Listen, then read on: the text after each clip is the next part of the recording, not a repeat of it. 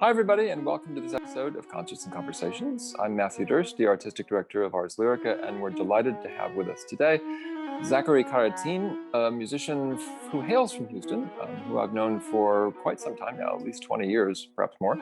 And he's an expert on the violin, the viola, the cello da spalla, the electric violin, and he's also the music director of the Boulder Bach Festival these days. So Zachary, great to have you with us. Welcome. Thank you, my pleasure. And we're going to be sampling today from a recent recording that Zachary made on viola, but not recording viola music necessarily, recording some of the Bach cello suites. These are the unaccompanied collections of dances that Bach wrote for the cello that have been transcribed for various other instruments. So we're going to look at that music through a kind of multifarious lens today with Zachary on various instruments. And he'll be introducing them and talking about them as we go. We also have with us, of course, today Emma, who's making all this possible for Ars Lyrica. Thank you, Emma, for your video expertise. Zachary, do you want to mention how this project got started with you playing the viola for these kinds of cello suites? Sure. I play the sonatas and partitas for violin and the cello suites on a number of instruments, including the cello da spalla, the shoulder cello, the electric violin with digital reverb and Baroque bow, sort of simulating the conditions and the sound world of a European chapel. You can imagine the stone veneer and the acoustic environment. I play them on the modern violin, on the Baroque violin, and on the Baroque viola, which is what I used for this recent recording. And for a number of years, I've been wanting to do a project recording all of the sonatas, partitas, and cello suites on 4 CDs. And the idea was to use a different instrument for each recording.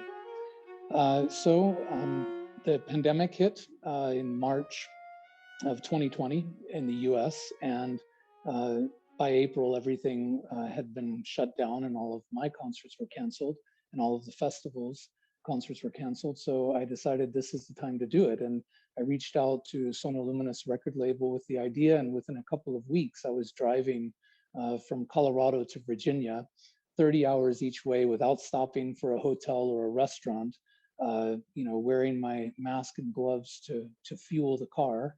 And I did the first of these recordings. So this is cello suites 1, 2, and 3. And I decided for this, I went back and forth about which instrument to use, but I chose my 18th century viola made in the 1780s with a Baroque bow and with wound gut strings, which is a nice balance on this instrument. That's a gut core wound in ore. And I order my strings from a maker in Italy, and they balance out the instrument while creating some distinction between the registers, which is desirable in this really contrapuntal music for a solo instrument. And the reason I chose this viola is I wanted to find, for these 3 suites, a balance of the depth of a cello and the nuance of a violin. And the cello da spalla that I play is enormous, and it's pitched precisely as a cello, and it sounds as a cello. And of course, my violins offer so much nuance. You can think about a painter with a very tiny brush, and the larger the instrument, the wider the brush for the sonic painter.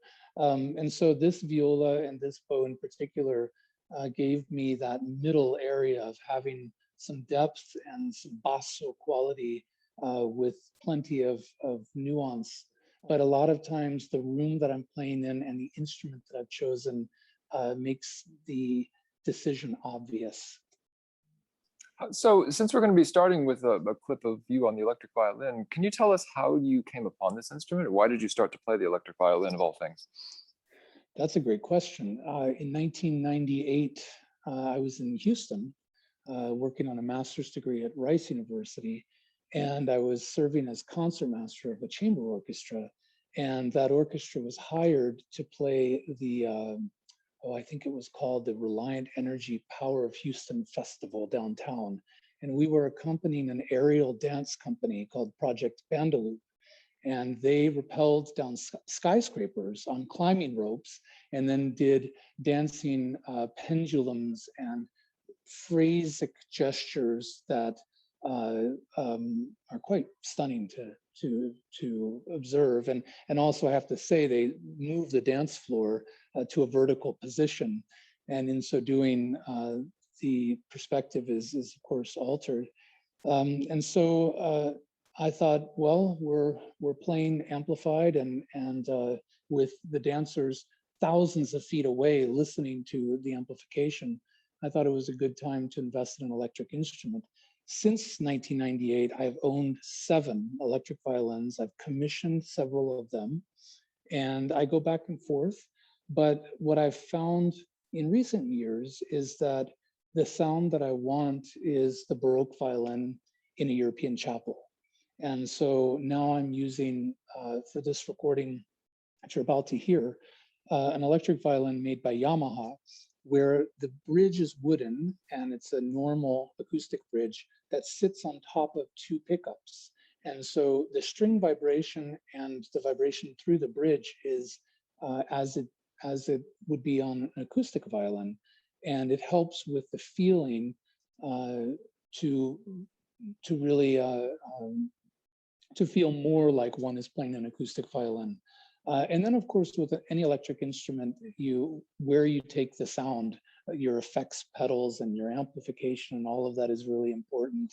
What I really like about using the digital reverb, for example, playing at outdoor festivals in the summer, is that I'm able to bring Bach's counterpoint to any acoustic environment.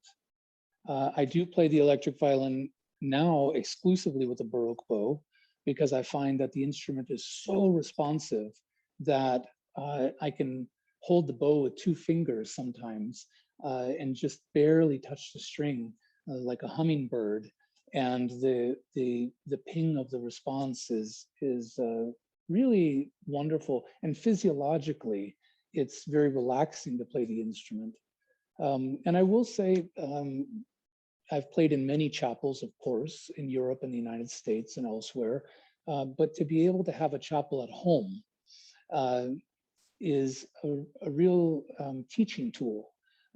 Some of the contrapuntal lines and the virtual counterpoint, that middle voice that appears and disappears and reappears, and one has to create a connective thread where there's an implication of that middle voice being continuous. And having the reverb allows me to explore how to do that. Sometimes it can be an elongation of a note, and other times it can be hitting the string in a way that the decay of the note is timed in such a way that the listener almost hears the inner voice even during the rests.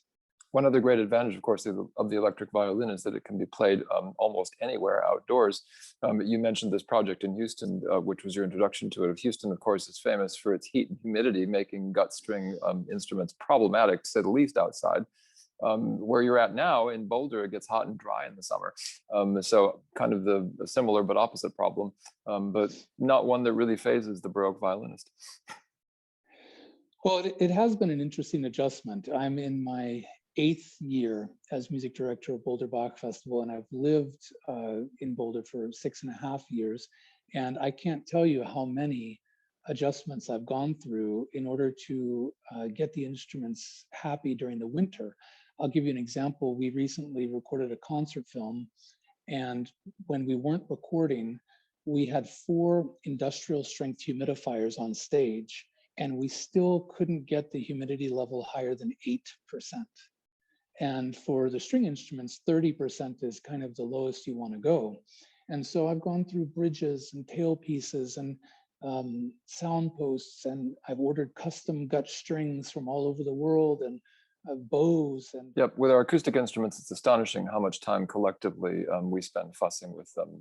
And musicians did historically as well. I'm convinced that if harpsichords tuned themselves, Bach would have written twice as much music for the instrument. He would have had gobs of free time. Lord. So let's get to the music.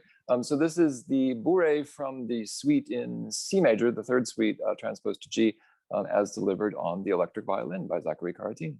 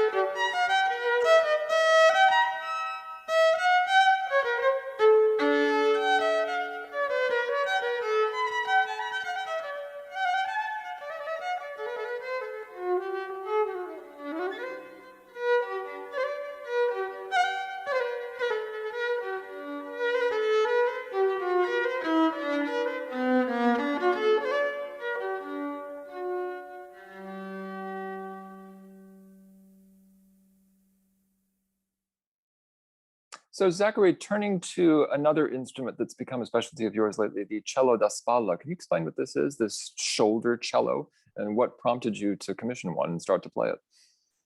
Yes, in the time of Bach, there were a number of basso, bass instruments, held on the shoulder, usually on the opposite shoulder of a violin or a viola. So when you think of viola, the viola da braccio, of the arm, the cello da spalla is of the shoulder, and it's held with a strap around the neck.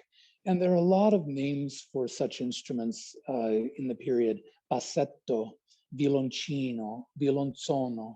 My favorite is the fagottgeige, which is the bassoon fiddle. And the reason that it has that name is because actually of the strings, that those gut strings were double wound in metal. And so the raspy effect was bassoon-like. And so these instruments appear here and there, certainly in a number of beautiful drawings and paintings, and also in instrument rosters and title pages, but usually the title page just says basso. And so we don't really know how often these instruments were played.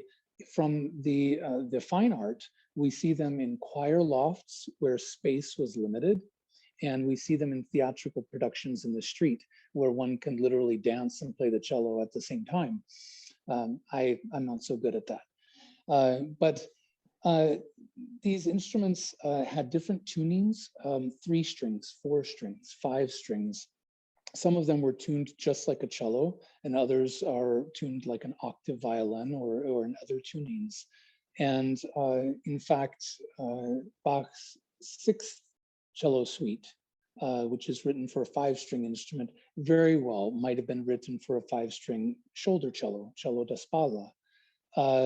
There's a great maker in The Hague, for example, who Dmitry Badirov, who's making copies of 2 original instruments that are at a museum in Brussels. One is a 4-string, one is a 5-string. I had mine made in the States, and mine is the largest cello da spalla being played anywhere that I'm aware of. And the reason I went for such a large instrument and a long string length is that I really wanted to be able to play continuo, basso continuo, alongside a harpsichordist. And in fact, a couple of years ago, I played at the Connecticut Early Music Festival, where I accompanied a cellist in cello sonatas. He played the lead, and the harpsichordist and I accompanied, and I played the cello da spalla. And that was really the main reason that I got interested. You know, I've been playing basso continuo lines on the violin in my studies for 30 years, transposing and jumping the octave because I run out of strings and doing what I can. But I really wanted to actually accompany my friends on an instrument that was suitable for such an endeavor. Playing the cello suites on the instrument has been sort of the icing on the cake. Because my instrument is so large, some of the suites are just too difficult.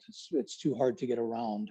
And some of them work really well. The first suite works beautifully, and I've been doing some explorations with other suites on that instrument as well. And the second suite works beautifully. The technique, the fingering is very much like cello fingering. So for example, on a violin, if we play a scale, it's just open 1, 2, 3. You use each finger in order on a violin or on a viola, but on a cello, that whole step right there, you actually play that with the 3rd finger, the ring finger, because of the spacing is so large.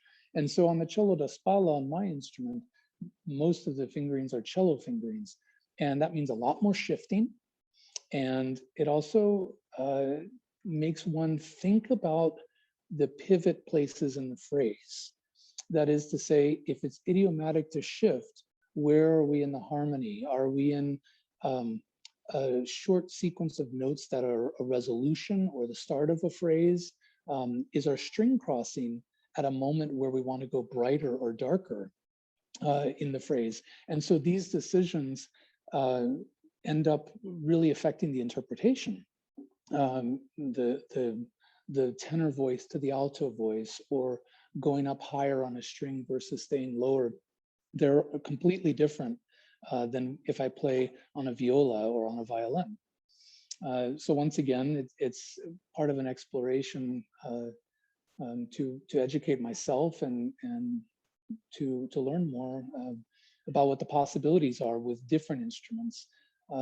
We think Bach may have owned 2 shoulder cellos, and we know he played viola. And so these are all instruments that would have been familiar to him, and he would have heard music played, sometimes the same music played on 2, 3, 4 different instruments. I think about how in so many of the cantatas, the oboes double the violins, and how sometimes the slurring, the legato markings for the oboe will be different than for the violin. In the same passage, in the same octave, in unison, the articulation, the musical dialogue, even the rhetoric changes depending on where the legato is and where the shorter notes are. And this happens simultaneously, like an articulation counterpoint. And sometimes maybe that was done for balance and for clarity so that we can hear the distinction between the oboes and the violins. But also sometimes maybe those slurrings were written with an awareness of what's idiomatic for that instrument. And of course, what's idiomatic for an oboe is different than for a violin. And I think about that when I'm looking at Anna Magdalena's manuscript for the Bach cello suites. There are four original sources. We don't have an autographed manuscript by Johann Sebastian Bach. And I quite enjoy using Anna Magdalena's for a variety of reasons. And when I'm looking at those slurs, I'm not looking under a microscope to see where the slur ends. Does it end on this note? Does it end on this note? I'm thinking about the harmony.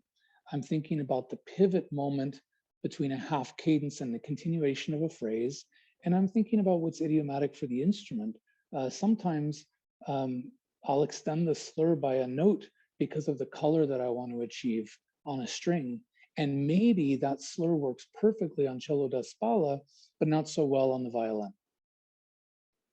So here's Zachary playing the cello da spalla, so we can hear this instrument we've been talking about in the Gigue from the first cello suite of J.S. Bach.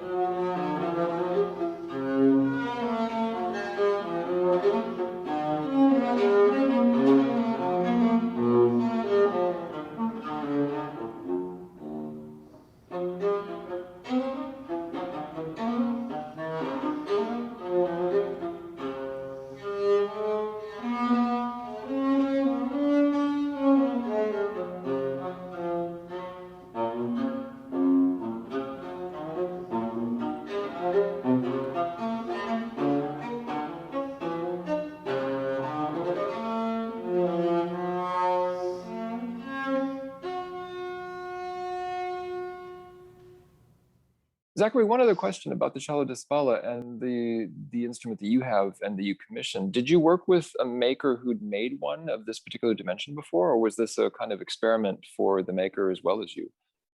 That's a great question. So when I got interested in cellos da spalla, the first thing I did is I went to a string instrument shop in Boulder and I played every size cello on my shoulder. And that was a very awkward experience. I was using guitar straps and trying to find where to, eventually I had a leather rope that I tied around the tailpiece and around the one of the tuning pegs on the scroll, just to be able to hold the instrument up here. And I played a variety of sizes. And you know, cellos, modern cellos today, when you see a half-size cello, it's not a half size. It's actually just a fractional cello. Or if you see a quarter-size cello, it's not 1/4 the size. These instruments are much bigger in the volume of air inside the instrument and the dimensions. These terms, half-size, quarter-size, are really just to categorize them. And so what I found was the quarter-size cello had enough depth to really sound like a cello. But there were some challenges. For example, the ribs are so high that it pushes the instrument far away from the body.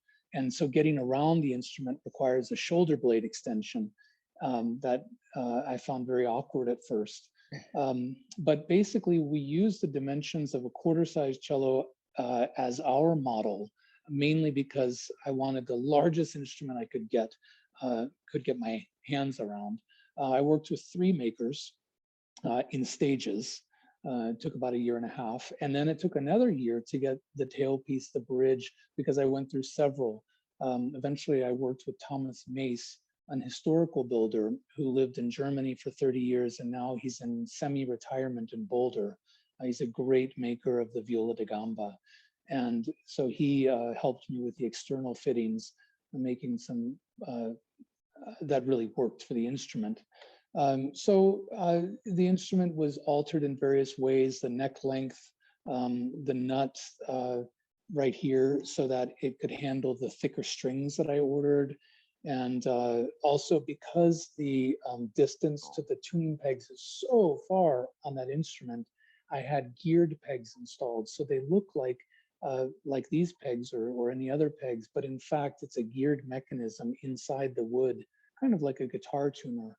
That instrument is very much suited to continuo playing primarily. Moving on to the actual recording itself that you made, now we have a brief video of a saraband from the second suite. The video was made during the recording process in Virginia at the Cello Studios, and then an excerpt from the recording itself, the prelude from the first suite. Just as a brief introduction to this, Zachary, how did you come to start to play the viola? Most concertgoers in Houston, at least, and many people in other parts of the world know you primarily as a violinist, but I know you've been playing the viola for a long time. Was it something that you started more or less at the same time? Did you come to it after beginning the violin? Where does it come in your own personal history? Yeah, I have an interesting history with the viola and the Baroque violin. When I was a freshman in high school at HSPVA, the High School for Performing and Visual Arts in Houston, I became a student of Ken Goldsmith, who remained my friend and mentor for 33 years until his passing last summer. And what was interesting about my development as a violinist is that when I was studying the Tchaikovsky concerto when I was 16, at the same time, I was studying the Bach Chaconne, and Ken insisted that I study all Bach from the manuscript when possible, Corelli chamber music from first editions, and he loaned me for years a Baroque violin. And I purchased a Baroque bow from Poland. And so in high school, all of my first experiences, Mozart violin concertos from the manuscript with gut strings, all of the Baroque music I played in high school, a Baroque violin, no chin rest, looking at treatises, primary sources, manuscripts, first editions. And this is concurrent with the development of my romantic violin technique. That's different than most of my colleagues insofar as most of us start to explore period instruments in graduate school. So we have formed our technique and our approach to playing the instrument, and then this becomes something else that we do in our young professional lives. And I think Ken really knew what he was doing in order to keep me excited about music. He was giving me books all the time, LP records all the time, the great bel canto tenors, and then he would quiz me on where they breathed and what did I learn about phrasing from where they chose to breathe. And all of this holistic, integrated approach to period instruments, modern instruments, and all of the styles over the eras kept me so excited. It made me feel like I was part of this continuum of something intensely important, and it opened the doors in my mind to things that I'm continuing to explore for the rest of my life. So it was the same with viola, in that he felt as a chamber music player, I needed to play first violin, second violin, and viola. And so when I was studying at Rice University, I purchased a small viola initially because it was easier to get from the violin to the viola. Violas are not standardized. Most of the 17th and 18th century violas are cut down. They were originally consort instruments, and the body length was 21 inches.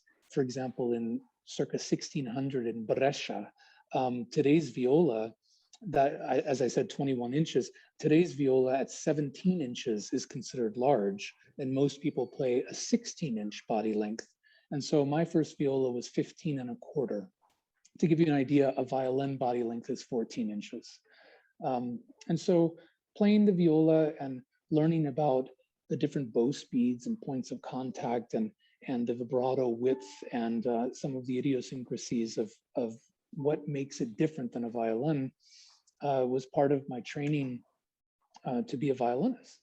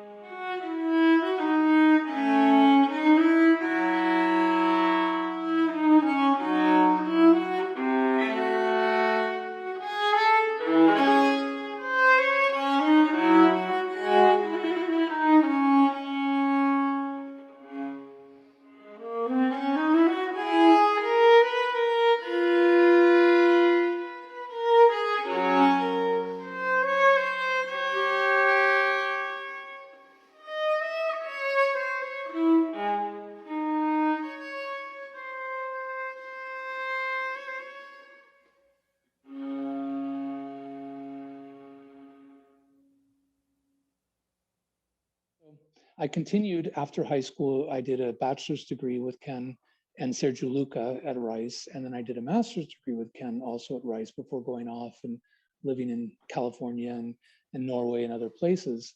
But to this day, I have immense gratitude to Ken for knowing that what I needed as a teenager was to learn all of this crazy, wild stuff that might have been overwhelming for me at the time, but proved to shape my relationship to music for a lifetime.